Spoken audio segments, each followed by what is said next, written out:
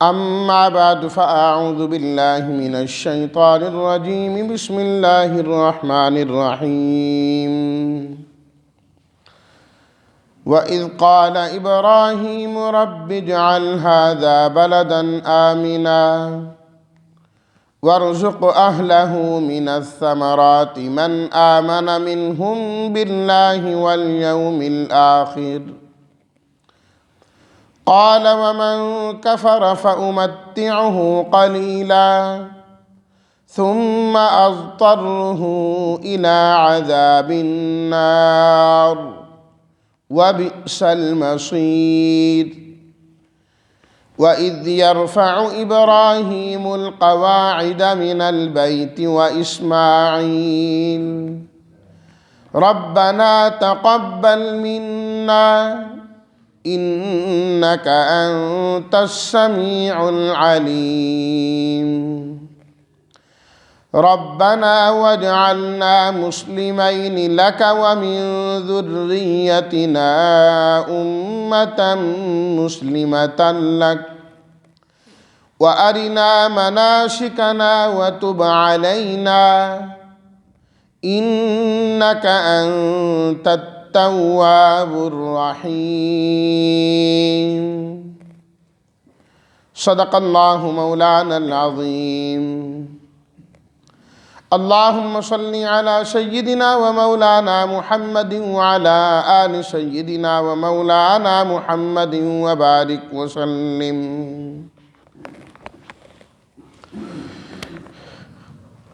اور یاد کرو جب ابراہیم علیہ السلام نے دعا کی اے میرے رب بنا دے یہ شہر امن والا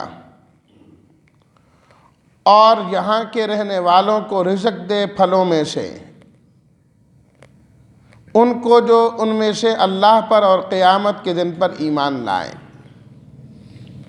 اللہ تعالیٰ نے فرمایا کہ جو شخص کفر کرے گا میں اسے کچھ نفع عطا کروں گا پھر دھکیل دوں گا اسے آگ کے عذاب کی طرف اور وہ بہت ہی برا ٹھکانہ ہے، جگہ ہے۔ اور یاد کرو جب ابراہیم اور اسماعیل علیہم السلام بیت اللہ کی بنیادوں کو بلند کر رہے تھے، دعا مانگ رہے تھے، اے ہمارے رب قبول کر ہمارے اس عمل کو، بے شک تو ہی سننے والا جاننے والا ہے۔ اے ہمارے پروردگار وَجْعَلْنَا مُسْلِمَيْنِ لَكَ، بنا ہم دونوں کو اپنی اطاعت کرنے والا اور ہماری اولاد میں سے بھی امت بنا جو آپ کی فرما برداری کرنے والی ہو، اور ہمیں ہمارے حج کے اعمال سکھا۔ اے اللہ مہربانی کے ساتھ توجہ فرما، بے شک تو ہی توبہ قبول کرنے والا رحم کرنے والا ہے۔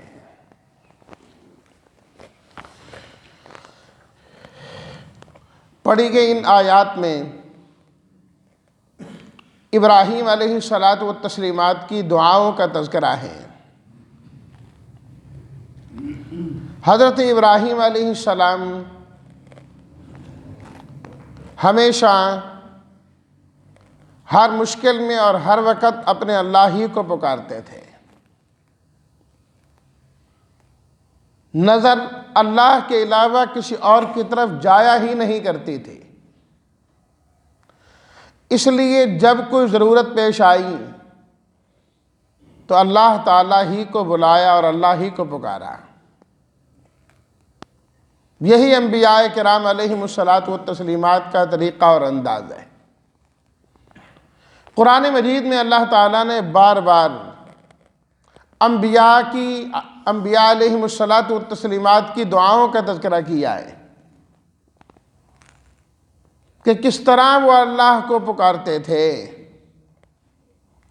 کس عاجزی کے ساتھ، لجاجت کے ساتھ اللہ کے سامنے اپنی عاجزی کا اظہار کرتے اور اللہ کی بڑائی کا اعلان کیا کرتے تھے۔ یہی ہر امتی کو چاہیے کہ وہ بھی اللہ کی جانب متوجہ ہو، اپنی ہر مشکل میں اللہ ہی کو پکارنے والا ہو۔ ابراہیم علیہ الصلاۃ والتسلیمات نے جو پہلی دعا یہاں پر ذکر کی گئی وہ شہر مکہ کے بارے میں فرمائی، رب اجعل ھذا بلدا آمنا وارزق اہلہ من الثمرات من آمن منہم باللہ والیوم الآخر۔ اے اللہ اس شہر کو امن والا بنا دے۔ مفسرین کرام نے لکھا یہ دعا اس وقت مانگی جب ابھی یہ شہر آباد نہیں ہوا تھا، بالکل ابتدائی طور پر اپنی بیوی اور بچے کو یہاں پر چھوڑا تو اس وقت دعا کی۔ اور اسی طرح کی دوسری دعا کی جو حضرت ابراہیم علیہ الصلاۃ والتسلیمات کی اللہ نے سورہ ابراہیم میں ذکر کی ہے 13ویں سپارے میں، رب اجعل ھذا البلد آمنا، یا ھذا بلدا آمنا، وہاں الف لام معرفہ ذکر کیا اسے متعین کر کے، کیونکہ وہ دعا بعد کی ہے، کچھ نہ کچھ وہ مانوس ہو گئے، گویا کہ وہاں پر آبادی شروع ہو گئی ایک قسم کی، وہ اس وقت کی دعا ہے۔ یہ پہلے دعا مانگ رہے ابھی شہر ہے ہی نہیں ہے، رب اجعل ھذا بلدا آمنا۔ اور دعا کو کس سے شروع کیا؟ لفظ رب سے، اے میرے پروردگار، ربی میرے پالنے والے۔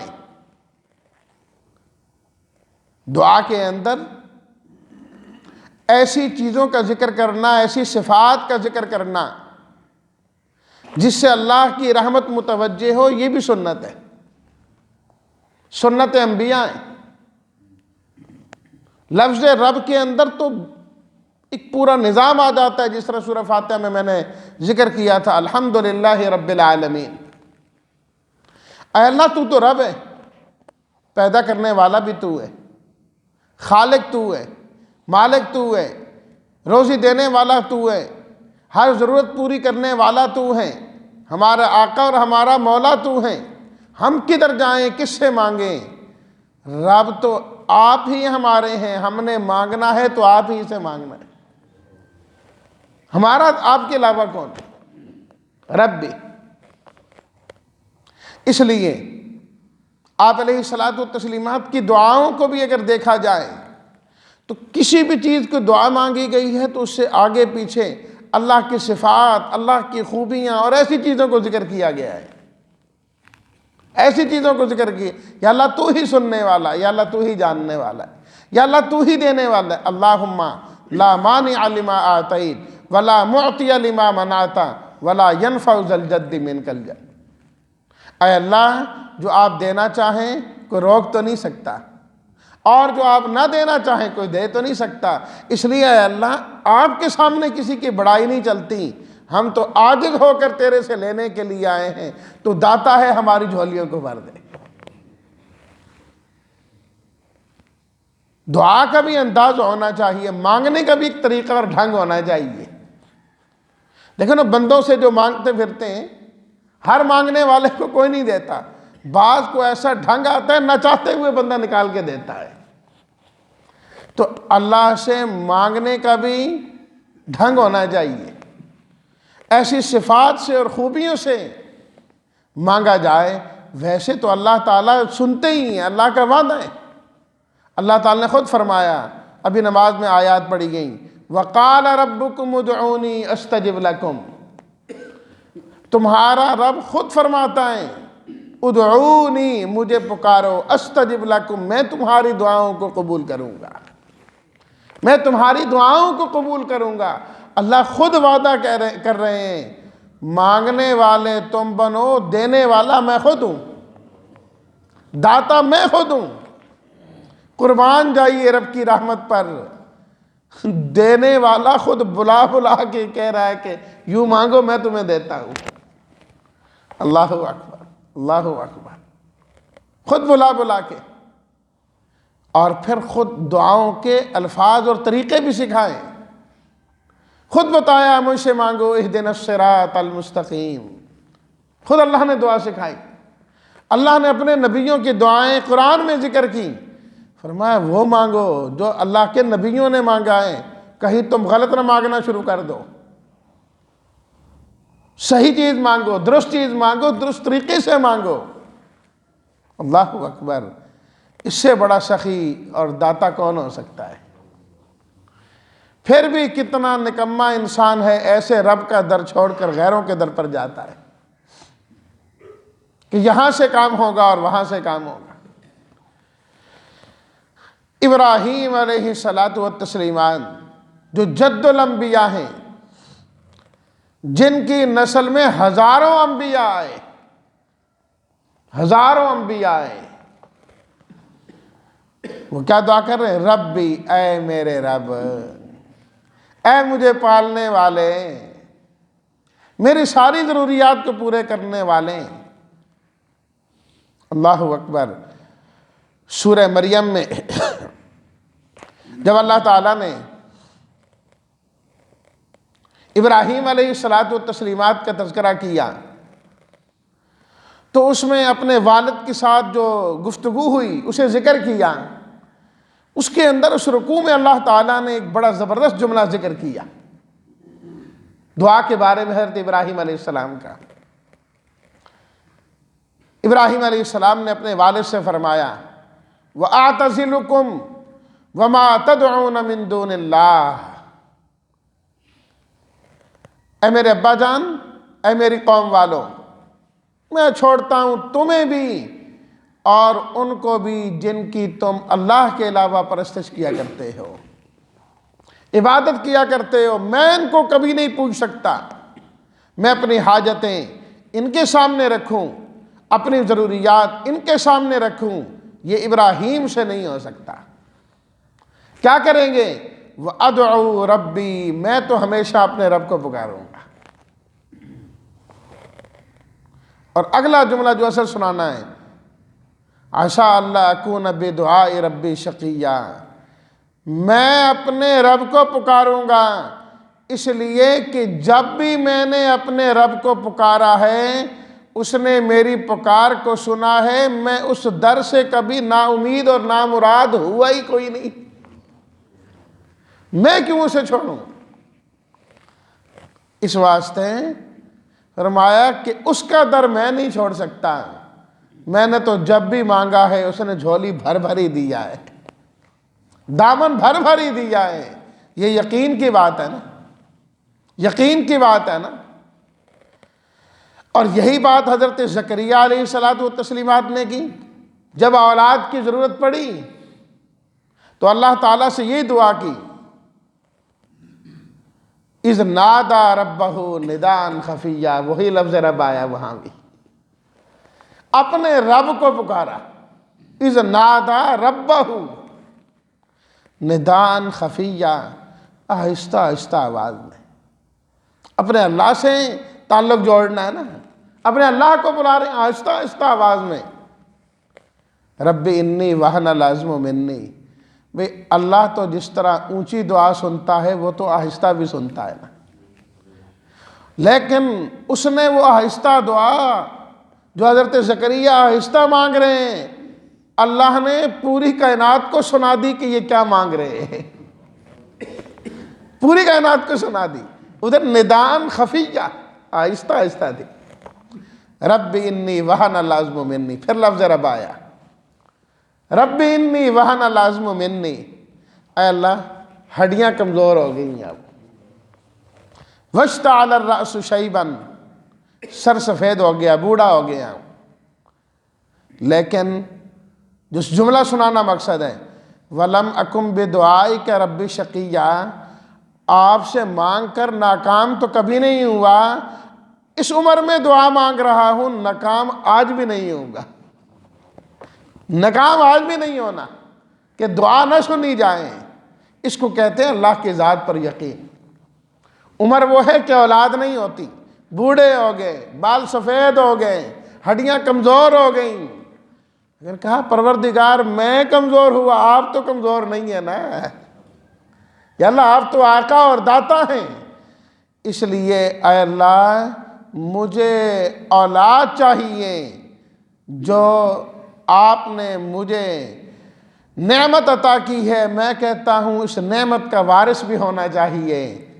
فرمایا جب اتنی امید سے انہوں نے مانگا تو ہم نے یحییٰ علیہ السلام جیسا بیٹا عطا کر دیا ان کو۔ تو لفظ رب پر بات کر رہا تھا میں کہ انسان اللہ سے مانگے اس طریقے سے مانگے جس طرح اولاد اپنے ماں باپ سے مانگتی ہے۔ ڈر ہونا چاہیے اللہ کا دل میں، اس میں کوئی شک والی بات نہیں ہے، لیکن جب اللہ سے مانگیں تو پھر اللہ کی رحمت غالب ہونی چاہیے، مایوسی کا سوال نہ ہو۔ جس طرح بچے کو پتہ ہے کوئی چیز اس نے لینی ہے فوراً باپ کی طرف بھاگتا ہے، چیز والا دیکھا بھاگا باپ کی طرف، بھاگا ماں کی طرف، امی پیسے دو، پاپا پیسے دو، پیسے دو، پیسے دو، بھائی نہیں لینی، نہیں جلدی دو جلدی دو، وہ تو جا رہا ہے، وہ جا رہا ہے، ابھی چلا جائے گا، میں نے چیز لینی ہے۔ کس طرح 2 منٹوں میں ماں باپ کو راضی کر کے وہ پیسے لاتا ہے، کیونکہ اسے پتہ ہے یہیں سے ملنا ہے۔ اگر ہمارا بھی رب کی ذات پر یہی یقین ہو جائے کہ جب ضرورت نظر آئے، جب کوئی چیز نظر آئے، فوراً اللہ کی طرف متوجہ ہوں، اے اللہ تو مجھے عطا کر دے، دیکھو پھر اللہ تعالیٰ دیتے ہیں کہ نہیں دیتے۔ ہم نے تو پہلے یہ ذہن بٹھایا ہے پتہ نہیں اللہ ساڑی سندا ہے کہ نہیں سندا، میں بڑا گناہگار آدمی ہوں، بس جو ہے نا فلانے دعا کری، اللہ نے کب کہا ہے کہ میں صرف نیکوں کی سنتا ہوں؟ اللہ تو سب کی سنتا ہے، اللہ تو گناہگاروں کے بھی سنتا ہے، نافرمانوں کے بھی سنتا ہے۔ اللہ اکبر۔ ہمارے استاد صاحب فرمایا کرتے تھے، بلکہ حضرت والد صاحب بھی فرمایا کرتے ہیں کہ کتنا بھی انسان گناہگار کیوں نہ ہو جائے، شیطان سے بڑا تو نہیں نا۔ شیطان کو اللہ نے کہا نکل جا یہاں سے، جاتے جاتے اس نے بھی کیا کہا؟ اے اللہ مجھے مہلت چاہیے، انظرنی، مجھے مہلت چاہیے۔ اللہ تعالیٰ نے کب تک؟ جب لوگ دوبارہ اٹھائے جائیں گے، فرمایا اس وقت تک تو نہیں جب تک یہ دنیا قائم ہے، جائے اس وقت تک تجھے مہلت بھی دے دیتے ہیں۔ جس نے سجدہ نہیں کیا، راندہ درگاہ ہوا، جسے دھتکارا جا رہا ہے، لیکن جب اس نے بھی مانگا تو اللہ نے اس کو بھی بالکل ناکام نہیں کیا۔ تو فرمایا جو انسان کتنا بھی گناہگار کیوں نہ ہو جائے وہ ضرور مانگے، اللہ تعالیٰ اس کی ضرور سنتے ہیں۔ ٹھیک ہے، اس میں کوئی شک کی بات نہیں، نیکوں سے دعا کرانی ہے، دوسرے کو اپنے سے بہتر سمجھنا ہے، دعا کی درخواست کرنی ہے، یہ بھی سنت ہے۔ حضرت عمر رضی اللہ تعالیٰ عنہ نے نبی کریم صلی اللہ علیہ وسلم سے اجازت چاہی کہ میں عمرے کے لیے جانا چاہتا ہوں، آپ نے اجازت دی اور فرمایا یا اخی لا تنسنا فی دعائک، میرے بھائی اپنی دعاؤں میں مجھے نہ بھلانا۔ آپ علیہ الصلوۃ والتسلیمات نے کہا یہ سنت ہے دوسرے سے درخواست کریں، لیکن یہ ہماری سنتا ہے کہ نہیں سنتا یہ بات غلط ہے۔ اللہ سب کی سنتا ہے، سب کی سنتا ہے، بشرطے کہ انسان دل سے مانگنے والا ہو۔ حدیث میں موجود ہے جو غافل دل سے مانگتا ہے اللہ اس کی دعا کو قبول نہیں کرتے۔ رب اجعل ھذا بلدا آمنا، اے اللہ اس شہر کو امن والا بنا دیں۔ پہلی دعا کیا کی؟ امن کی، سلامتی کی، حفاظت کی، پھر دعا کی رزق کی، معیشت کی بات بعد میں کی۔ حضرت ابراہیم نے امن کی بات پہلے کی، اس واسطے کہ جس علاقے میں امن نہیں ہوتا معیشت خود بخود تباہ ہو جاتی ہے، ساری چیزیں خود برباد ہو جاتی ہیں جب امن وہاں کا غارت ہو جاتا ہے، امن ختم ہو جاتا ہے۔ اس لیے امن و امان ضروری۔ حضرت ابراہیم علیہ السلام نے اپنی اولاد کے لیے رزق سے پہلے امن کی دعا کی ہے۔ پھر فرمایا وَارْزُقْ أَهْلَهُ مِنَ الثَّمَرَاتِ، یا اللہ یہاں کے رہنے والوں کو رزق بھی عطا فرما۔ ثمرات پھلوں کو کہا جاتا ہے، لیکن عربی زبان کے اعتبار سے کسی بھی چیز کی جو پیداوار ہے اس کو ثمرات ہی کہتے ہیں، چاہے وہ فیکٹری سے کوئی چیز حاصل ہو رہی ہے، زمین سے حاصل ہو رہی ہیں، انسان کی اپنی اولاد ہیں، ان تمام کو ثمرات کہا گیا ہے۔ وقت نہیں کہ میں ان سارے حوالوں کو ذکر کروں کہ وہاں لفظ ثمرات آیا ہے قرآن میں اور احادیث میں، ثمرات۔ اور یہ بھی نہیں فرمایا اے اللہ اس جگہ کو باغوں والا بنا دے، گلے گلزار بنا دے، جہاں پر پھالو، فرمایا نہ، اے اللہ ان کو ہر چیز کی پیداوار عطا فرما دے۔ اللہ تعالیٰ نے دعا اس طرح قبول کی، اس طرح قبول کی کہ مکہ کی سرزمین، خاص وہ جو علاقہ ہے وہاں کچھ نہیں ہوتا، لیکن دنیا کے سارے پھل، ساری سبزیاں، ساری نعمتیں اللہ تعالیٰ ابراہیم علیہ السلام کے دعا کے نتیجے میں وہاں پہنچا دیتے ہیں۔ فرمائے یجبا الیہ ثمرات کل شیء، ہر چیز کی پیداوار کو چن چن کے وہاں لایا جاتا ہے، وہاں پر پہنچایا جاتا ہے۔ ہوتی کہاں ہے دنیا میں، لیکن اللہ پہنچا وہاں پر دیتے ہیں۔ یہ ابراہیم علیہ السلام کی دعا کا نتیجہ ہے۔ معلوم ہوا کہ ضروری نہیں کسی انسان کو کوئی چیز مل رہی ہو اس کی وجہ سے مل رہی ہوتی ہے، بس اوقات کسی کی دعا سے مل رہی ہوتی ہے۔ کب حضرت ابراہیم علیہ السلام دعا کر کے گئے اور نفع حاصل کرنے والے آج بھی کر رہے ہیں۔ من آمن باللہ والیوم الآخر، پروردگار جو اللہ پر ایمان لائے، قیامت پر ایمان لائے، اسے دینا۔ یہ احتیاط کی، کیونکہ اوپر فرمایا تھا جب اللہ نے امامت کا اعلان کیا، انی جاعلک للناس اماما، آیت نمبر 124 میں، تو حضرت ابراہیم نے دعا کی وَمِن ذُرِّيَّتِي، یا اللہ میری اولاد میں سے بھی امامت کسی کو ملنی چاہیے۔ اللہ نے فرمایا ظالموں کو، کافروں کو نہیں ملے گی، اللہ نے روک دیا۔ اب جب اگلی ابراہیم علیہ السلام نے دعا کی تو رزق کی، تو فرمایا کہ اے اللہ ایمان والوں کو رزق دینا، کیونکہ پہلے وہاں تفصیل ہو چکی تھی، یا اللہ جو ایمان لائیں گے نا ان کو رزق دینا۔ اللہ نے فرمایا نا نا نا نا، امامت کی بات اور ہے، رزق کی بات اور ہے۔ امامت تو ایمان والوں کو دوں گا، جو رزق ہے وہ صرف ایمان والوں کو نہیں کافروں کو بھی عطا کروں گا۔ وَمَن كَفَرَ فَأُمَتِّعُهُ قَلِيلًا، انہیں بھی کچھ نہ کچھ ملے گا۔ دنیا میں کافروں کو جتنا بھی مل جائیں، قرآن کی یہ آیت بتاتی ہے قلیلاً، وہ تھوڑا سا نفع ہی ہے، کیونکہ آخرت کے مقابلے میں دنیا کچھ بھی نہیں، کچھ بھی نہیں۔ ساری دنیا مل جائیں، انسان ہفت اقلیم کا مالک ہو جائیں، پھر بھی کیا ہے فَأُمَتِّعُهُ قَلِيلًا ہے، کیونکہ آخرت نہیں۔ ثُمَّ أَضْطَرُّهُ إِلَىٰ عَذَابِ النَّارِ، فرمایا پھر اسے دھکیل کر جہنم میں ڈال دیا جائے گا، وہ بہت ہی بری جگہ ہے۔ فرمایا رزق ہمارا جو ہے وہ سب کے لیے عام ہے۔ اللہ ہم سب کو بھی رزق حلال نصیب فرمائے، اور اللہ ہمیں بھی پھلوں کا رزق عطا فرمائے، اور ہمارے شہر اور ملک کو بھی اللہ تعالیٰ امن کی جگہ بنائے۔ اگلی دعاؤں کا تذکرہ اگلے درس میں۔ پروردگار عالم ہمیں بھی اسی طرح اپنے آپ سے مانگنے کی توفیق عطا فرمائے۔ وآخر دعوانا ان الحمد للہ رب العالمین۔